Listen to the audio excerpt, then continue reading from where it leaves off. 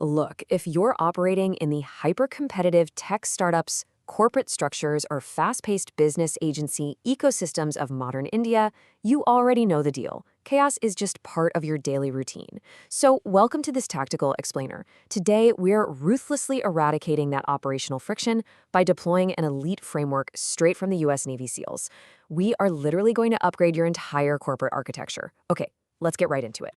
Put yourself right in the middle of Ramadi, Iraq. We're talking smoke, noise, sheer chaos. It's one of the most dangerous war zones on the entire planet. And in the middle of all this heavy confusion, the absolute worst case scenario happens, a catastrophic friendly fire incident. A SEAL unit mistakenly fires on another friendly unit. There are casualties. Now, when the base commanders launch their investigation, they are furious. They demand to know right then and there who is to blame. Was it a bad map coordinate, a trigger-happy sniper, or maybe a busted comms channel? I want you to ask yourself this single life-and-death question. In the face of ultimate failure, where exactly does the finger point? Task Unit Commander Jocko Willink steps up and delivers this absolute cold truth. He doesn't blame the telemetry data, he doesn't blame his subordinates, he looks his commanding officers dead in the eye and says, "I am the commander. The ultimate accountability is mine." Think about how sharply that combat accountability contrasts with what we see every single day in the modern Indian boardroom. I mean, when a custom CRM crashes, when a massive client suddenly churns, or your invoice calculations go entirely off the rails, what actually happens? The blame game, right? Oh, HR hired the wrong guy, or marketing gave us totally garbage leads. Jocko's philosophy absolutely shatters that reactive mindset. To fix this in your own organization, treat this explainer as your mission briefing outline. We're systematically pushing actionable intelligence across 5 phases: the accountability crisis, upgrading leadership, the 4 laws of combat, the diagnostic matrix, and finally, tactical execution for scale. Phase 1, the accountability crisis, eradicating the blame game. We have to start by attacking the ultimate bottleneck in any fast-paced venture pipeline. So what is extreme ownership? It's the absolute ingestion of responsibility for every single outcome in your business domain, totally regardless of who actually executed the task. Here's the brutal truth. If your most junior employee fails, you failed.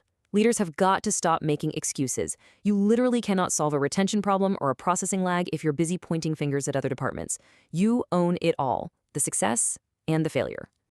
Moving into phase 2, upgrading leadership. No bad teams. Look, standard corporate storytelling is way too weak for this level of transformation. We need a complete psychological upgrade here.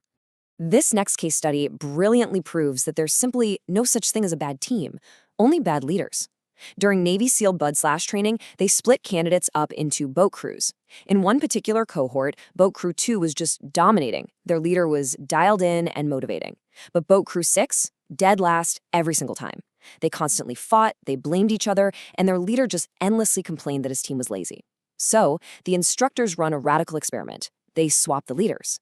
The complaining leader goes to the winning Crew 2, and the superstar leader takes over the failing Crew 6. What happens next? In the very next race, Crew 6, the absolute worst team, becomes the absolute winner. The boat didn't change, the raw team members didn't change. The only variable was a leader who stepped in, utterly refused to accept excuses, and aligned everyone towards strict execution. If you want to be that kind of exceptional leader, you need 3 non-negotiable mindset upgrades. First, believe in the mission. If management rules out a complex new data ingestion tool, you must have 100% conviction in it before you ever pitch it to your team. Second, check your ego.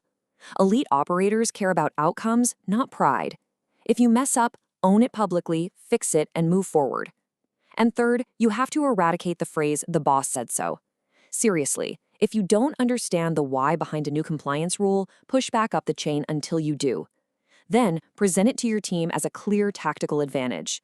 Destroying your ego is how you build real, lasting influence. Let's hit phase 3, the 4 laws of combat as your operational software. We're literally porting battlefield management laws directly into your startup. These aren't just abstract theories you read in a management book.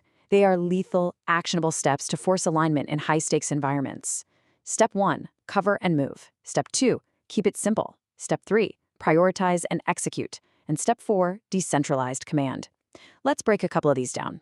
Law number 1 is cover and move. Out on the battlefield, if one unit advances, another has to lay down cover fire. If they aren't totally synced up, the enemy crushes them both. Ground this locally in your agency. Your departments cannot operate in isolated silos. If your sales team is out there closing massive contracts, your processing and finance teams must immediately step up to provide airtight operational backup. If you don't act as a single vertically integrated unit, the market will crush you. Now, look at law number 3. Prioritize and execute. When you're running a fast-paced business, 10 administrative fires are going to break out at exactly the same time.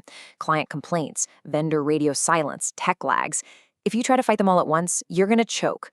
The SEAL protocol here is beautifully simple. Relax. Evaluate the chaos. Pick the single biggest critical threat and direct all your energy to execute on that threat until it is 100% resolved. Only then do you authorize a shift to the next target. Precision over panic, every time. Underpinning all this operational software is Jocko's most famous maxim: discipline equals freedom. Now, a lot of people think strict structure is a cage, right? Actually, scratch that. It's the exact opposite. Radical bulleted simplicity and structural discipline, like a non-negotiable 5 a.m. wake-up routine or completely locked-in compliance ledgers, actually unlock your capacity.